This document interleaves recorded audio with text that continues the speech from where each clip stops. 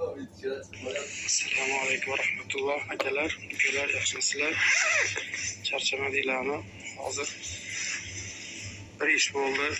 Darsga bordim bugun chorshanba. Ishlamiz. Darsimizda Muhammad Yusuf degan ukamiz bor edi. 98-yil ukamiz. Toshkentlik o'zi Shayxontohurdan eski Ijtimoiy masjidlar turadi. O'rtada Namanganda bo'lib qolib bir darsga bora olmagan edi. Ukamiz sal bemorlanib qolibdi. Hozir domlayib beryapti shu narsani. O'zlarini til bilan odam bola ham o'zi ham aytib beryapti. Bemorlanib 2 kunda og'irlashib qolibdi. Shuga og'irlashgan kunni 3-kunida tushiga Payg'ambarimiz alayhissalom kiribdi. To'g'risi holatimi? Payg'ambarimiz alayhissalom kiribdi. Kirib Muhammad Yusuf bilan birgalashib yur bolam deb qo'lidan yetalab Payg'ambarimiz alayhissalom Muhammad Yusufni Baytullohga borib, Baytullohda birga tavof qilishibdi.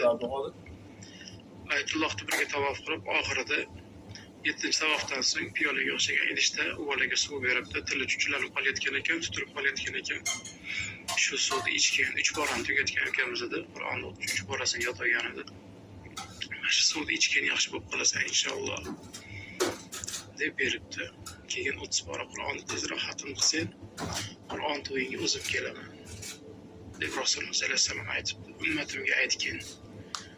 Ishda ularga meni vazifam bor. Ummatimga aytgin debdi. Shu o'tgan hafta 4 kun 5 kun bo'layotgan ish. Birinchi vazifa yetimlarga qo'l ochuvimiz.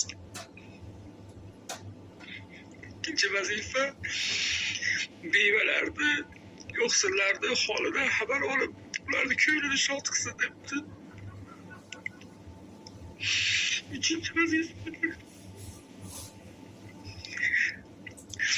salovat bilan istig'forni ko'paytirsin. Orqasida yana yetim miskinlarni, yo'qsillarni, bevalarni qo'llarini ochiq qilsin. Ularda holidan tez xabar olib tursin. Ummatim ichida yetimlar qiynalyapti, ularning holidan xabar olsin.